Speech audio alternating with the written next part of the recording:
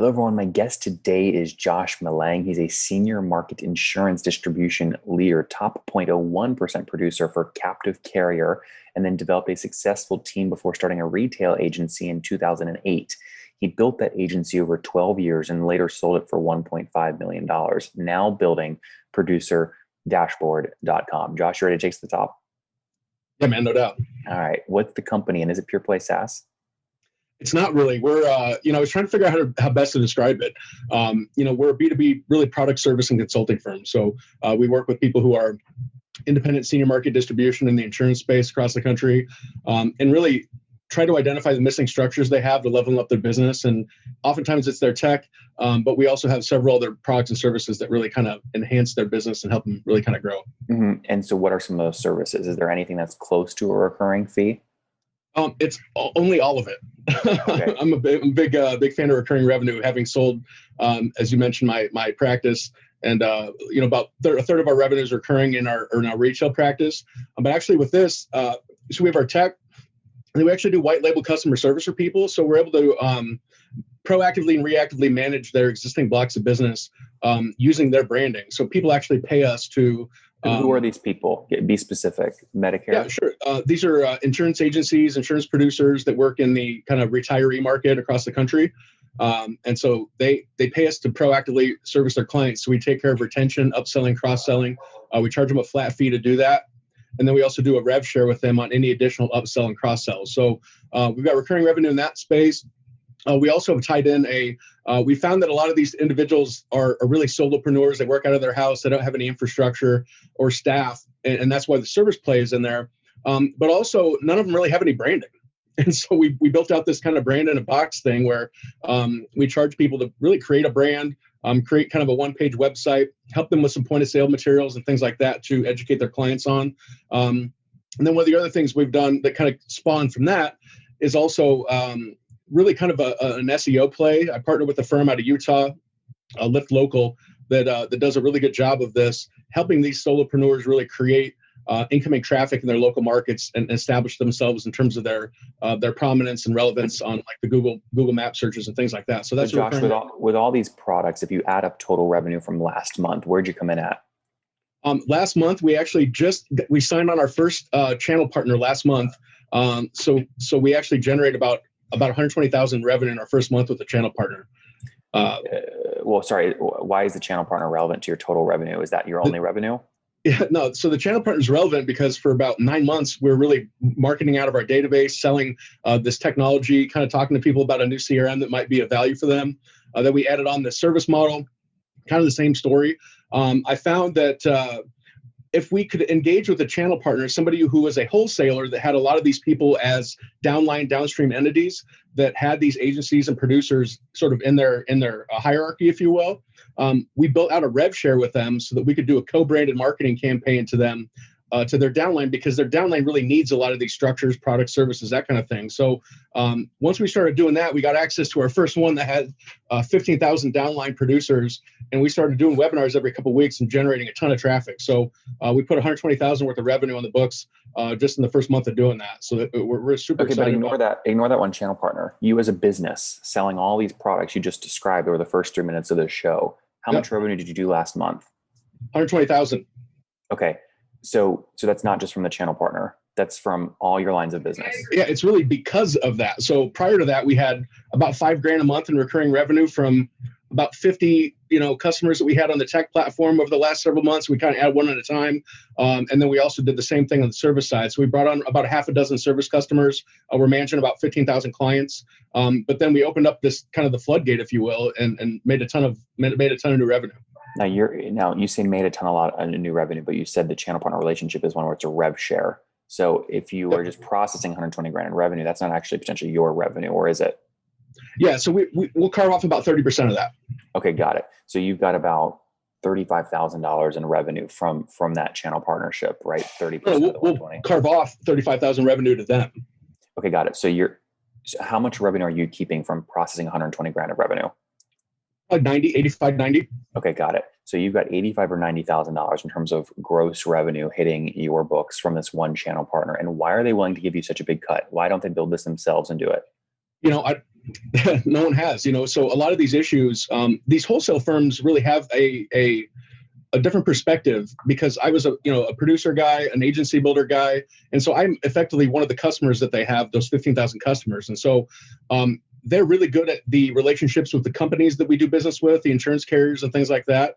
But they don't really dig in and get into the retail side in terms of really client facing and that sort of thing. So they're just missing some things that really have kind of always hindered them from really being that complete resource for the producers and agencies they've got.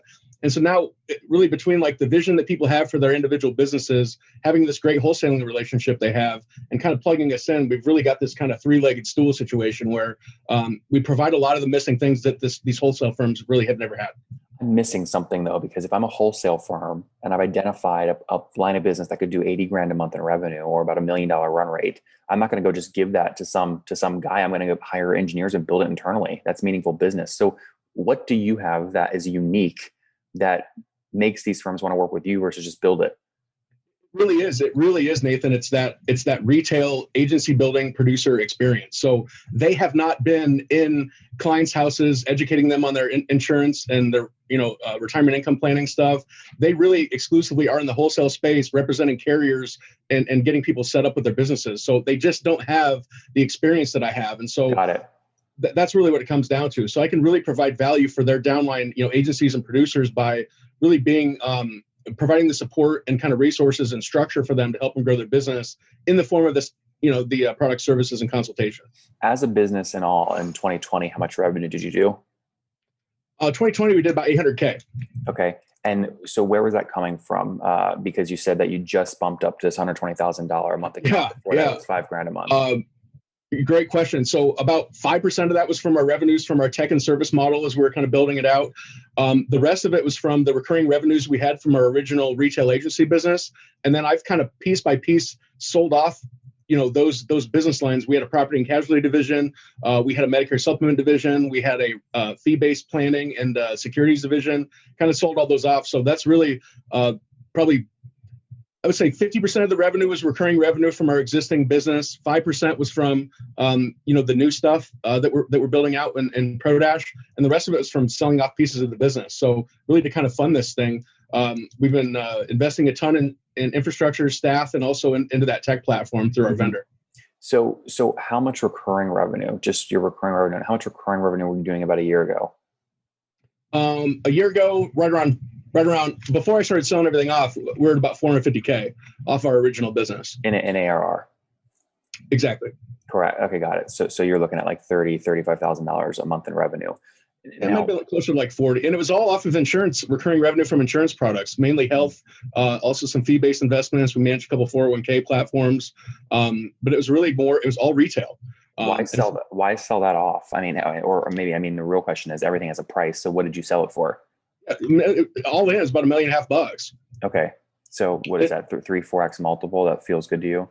Yeah. And it was because, I realized that we had what people didn't in terms of the infrastructure and the technology and the scale to actually set ourselves apart as a business firm. And so once I realized that, I was like, man, we got to get after this. And I kind of lost my steam in the retail side anyway, in terms of, training and developing new people. And that, as my business, I did that for a dozen years. I just kind of lost the heart for it. Mm-hmm. And so I was looking for something different. $5 million go to you, or did you have co-founders? No, that was me. It was an insurance agency, man. Like a typical, we did a bunch of life, a bunch of health and investment. So all that revenue went to your pocket. And then promptly into other people's pockets. But yeah. So why into other people's pockets? Well, our development firm, I poured a bunch of money into the tech platform with the development firm we've worked with. How much was that? Josh, how much was that? You're muted. We lost your audio.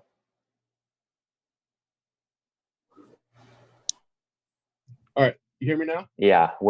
How much was that to the dev firm? Perfect. To the dev company, probably 500-600K. Oh, wow. Okay. That's a lot. Yeah. And then, why so much? What's that? Why was it so much? I don't know. You have to call them.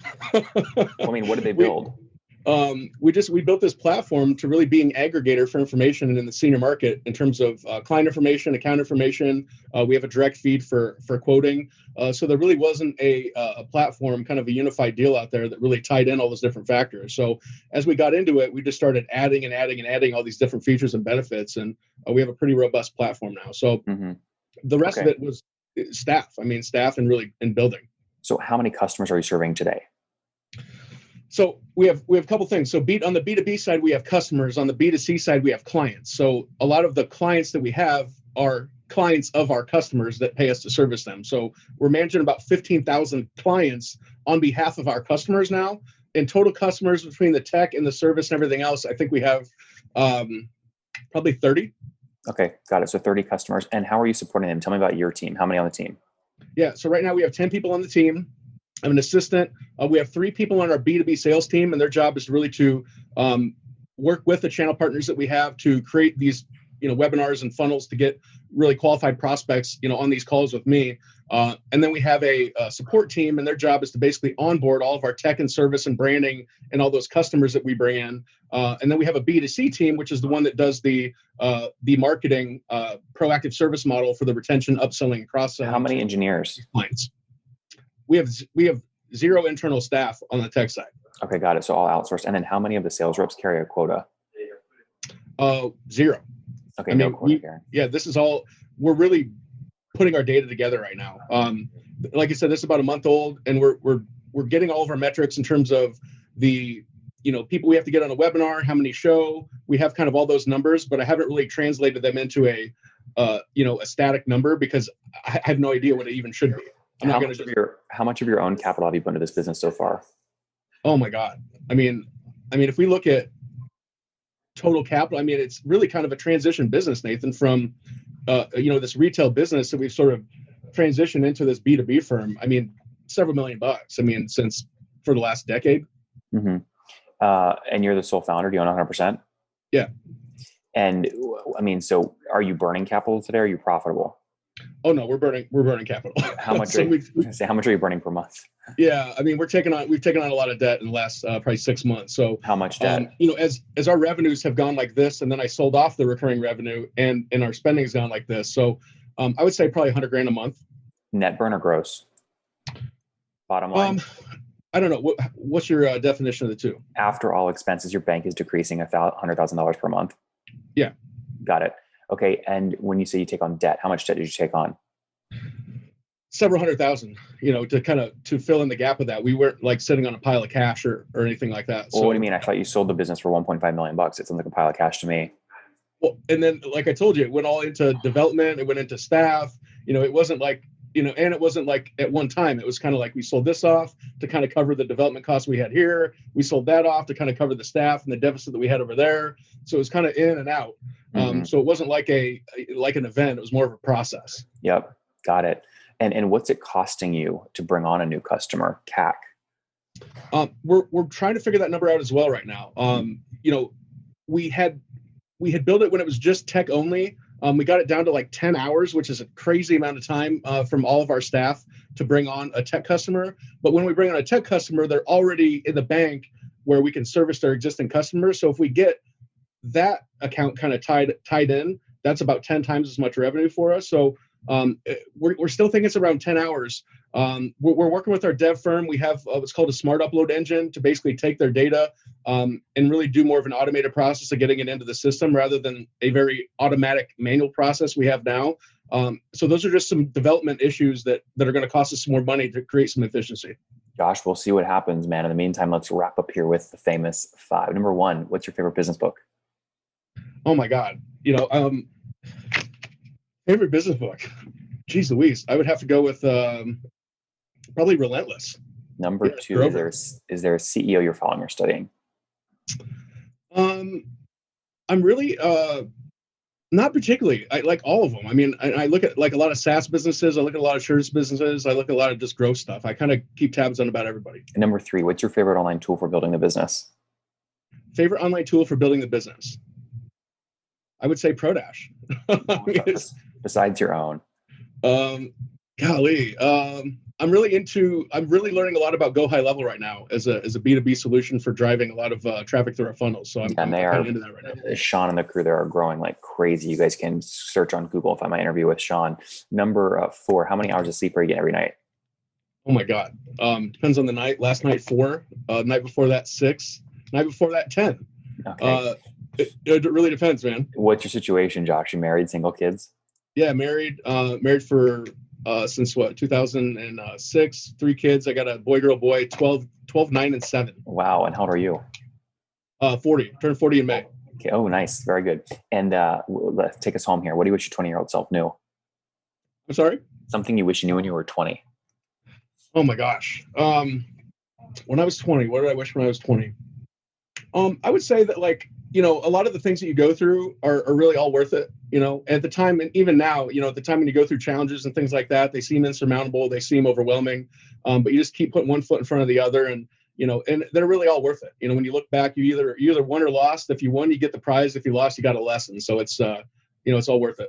Guys, producer-ford.com. Watch out. They did about $850,000 in sales last year. He sold off a major part of the business, which was doing $400,000 a year in ARR. He sold that for $1.5 million, used those proceeds to invest in a new tech product. He spent about 500, 600 grand of his own capital on that dev team, building up this new product, now serving 30 customers, doing about $85,000, $90,000 a month in revenue, just onboarding this brand new big channel partnership. Josh, thanks for taking us to the top.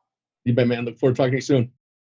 One more thing before you go. We have a brand new show every Thursday at 1 p.m. Central. It's called Shark Tank for SaaS. We call it Deal or Bust. One founder comes on, 3 hungry buyers. They try and do a deal live, and the founder shares back-end dashboards, their expenses, their revenue, ARPU, CAC, LTV, you name it, they share it. And the buyers try and make a deal live. It is fun to watch every Thursday, 1 p.m. Central. Additionally, remember, these recorded founder interviews go live. We release them here on YouTube every day at 2 p.m. Central. To make sure you don't miss any of that, make sure you click the subscribe button below here on YouTube, the big red button, and then click the little bell notification to make sure you get notifications when we do go live. I wouldn't want you to miss breaking news in the SaaS world, whether it's an acquisition, a big fundraise, a big sale, a big profitability statement, or something else. I don't want you to miss it. Additionally, if you want to take this conversation deeper and further, we have by far the largest private Slack community for B2B SaaS founders. You want to get in there. We've probably talked about your tool if you're running a company, or your firm if you're investing. You can go in there and quickly search and see what people are saying.